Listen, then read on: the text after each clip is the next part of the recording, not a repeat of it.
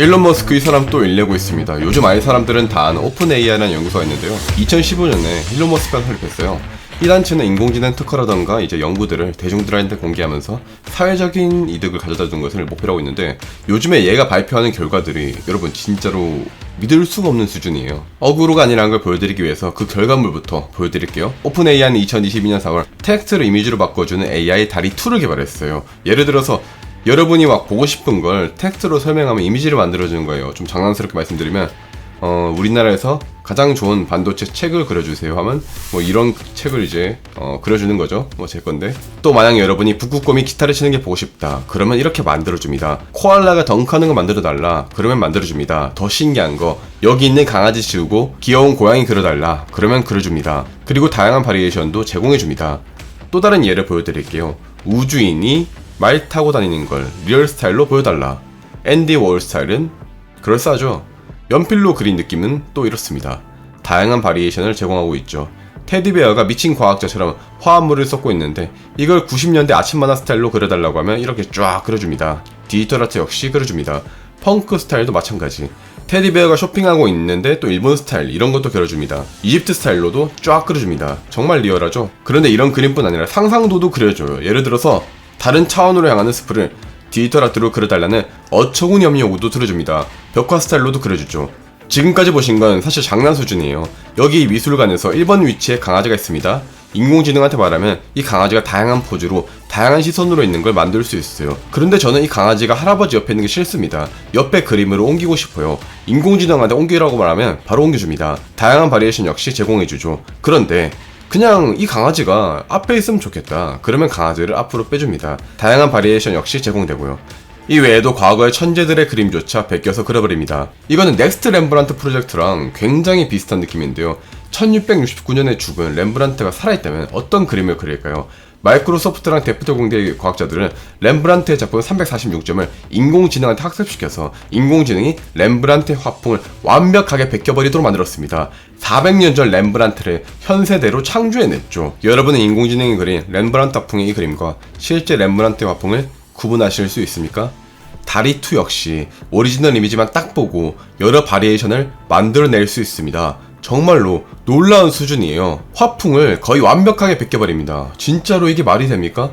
인공지능의 힘으로 우리는 과거의 렘브란트를, 클림트를 살려낼 수 있습니다. 다리2는요 딥러닝 기법을 이용해서 텍스트의 지시사항에 따른 이미지들을 학습을 합니다. 예를 들어서 코알라면 코알라, 오토바이는 오토바이, 각각의 텍스트에 따른 이미지들을 학습합니다. 여기서 다리2의 핵심은 코알라랑 오토바이 사이의 관계를 학습하는 겁니다. 예를 들어 다리2는 오토바이는 탈 것이고 코알라는 생물이니까 오토바이를 코알라가 탈 것이라는 그런 관계를 알아냅니다. 다시 말씀드리면 수많은 이미지들이랑 그 단어들 사이의 관계를 미리 학습을 합니다. 그 이후에 만약 여러분이 어떤 이미지에 대한 설명을 입력하면 그에 맞는 이미지 샘플 복수 개를 제안을 합니다. 여러분은 그 중에 하나를 고르시면 돼요.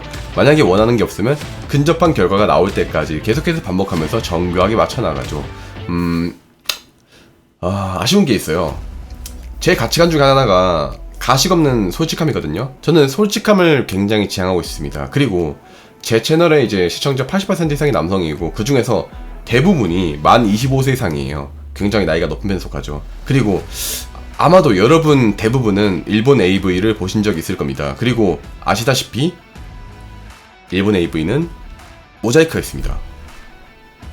솔직히 저는 이 기술을 딱 보자마자 머릿속으로 모자이크 파괴? 이런 게 떠올랐어요. 그런데 아쉽게도 아쉬운 게 아니라요, 오픈 AI는 폭력이라던가 포르노 같은 이미지를 생성하도록 AI에게 요청하는 것은 금지하도록 하고 있습니다.